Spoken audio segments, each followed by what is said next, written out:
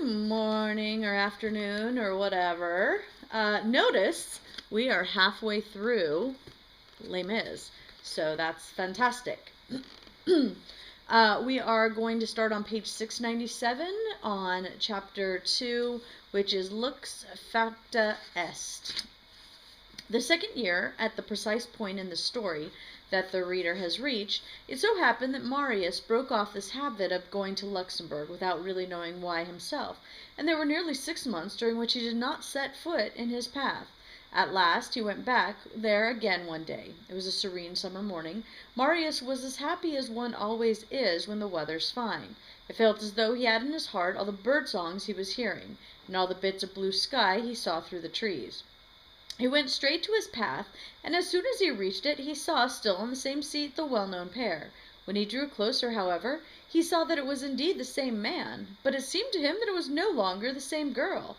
The woman whom he now saw was a noble, beautiful creature, with all the most bewitching feminine outlines at the precise moment when they are still combined with all the most charming graces of childhood.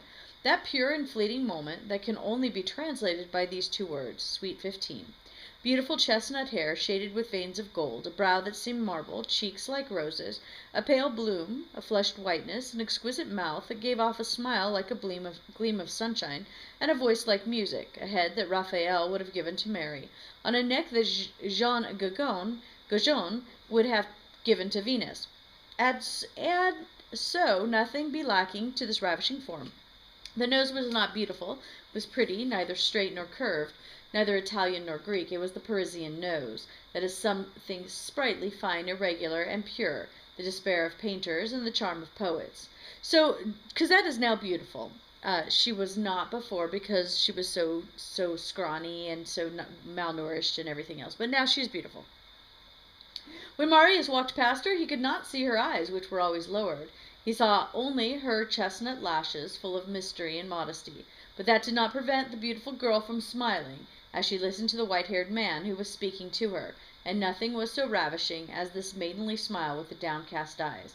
At the first instant Marius thought it was another daughter of the same man, undoubtedly a sister of the one he had seen before, but when the unvarying pattern of his stroll led him for the second time past the bench, and he had looked at her attentively, he recognized that she was the same one. In 6 months the little girl had become a young woman. That was all. Nothing is more common than this phenomenon.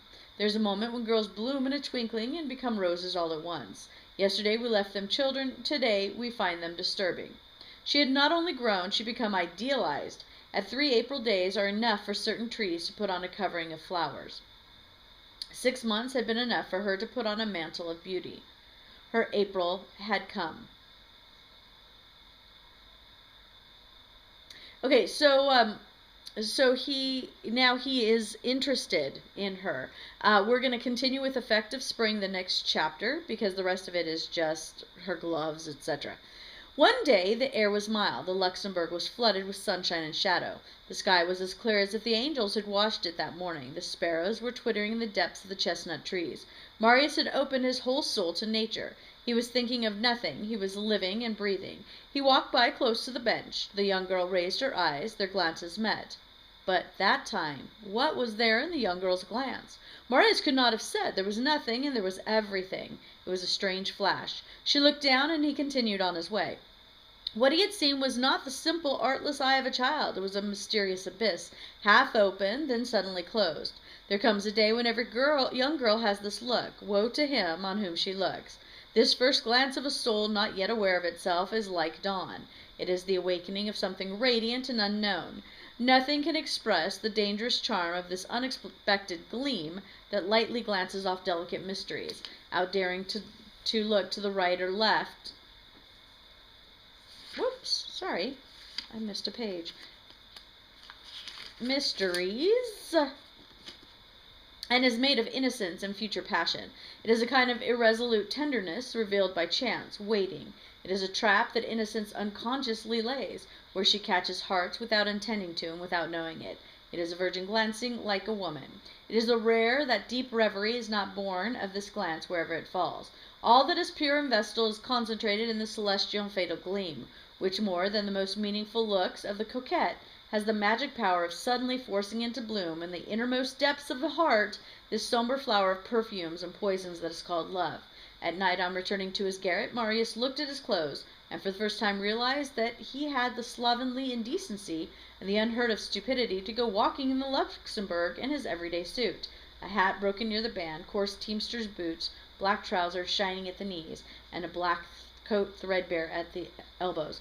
Okay, so just imagine lots of hearts. If you're pulling quotes for the theme of love, you might want to go back through that chapter and pull some quotes, because this is where they fall in love. We're going to start back up at the next chapter, which is beginning of a grave illness, when we continue on the next video.